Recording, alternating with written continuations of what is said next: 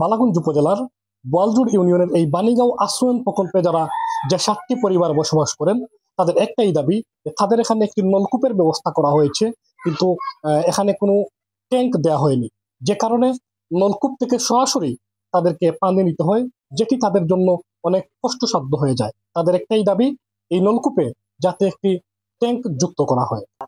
ফাটা সাটা নিয়ে আসা এটা ওই তো হইল আস্তা গোর এমনি ওয়ালো হরণ জানো আমরা নিজে নিজে করছি কারেন্টর হরণ জান না, ওয়ারিং করণ জান না, বালু পড়ে খালি জোর এটা গোর বাঙ্গা অনেক বাঙ্গা আছে।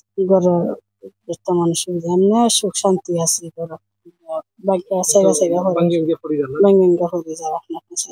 ঘরে 1 বছর চাইছি তার আমরা বড় কষ্ট করলাম। আমরা তো বাসন টাসন ধুই তুলে আমরা হিন্দু মানুষ পূজা পার্বণ করছিলাম, আমরা এটা দিয়ে সম্পূর্ণ শরীর ভিজে যায় গিয়ে সুইচ দিলাই মোটর পানি তুলতায় সব বেটি নল মিলিয়া পানি ছিটিয়ে সব জায়গা বাড়া কষ্ট হয়। আমরা বাসন টাসন ধুইতে বউলো পানি তৈ আইন না, তো আর পরে বউলো বাসন ধুই কলস দিয়ে পানি আইন না, বালতি দিয়ে পানি আইন না, তুইয়া সাংঘাতিক একটা কষ্ট।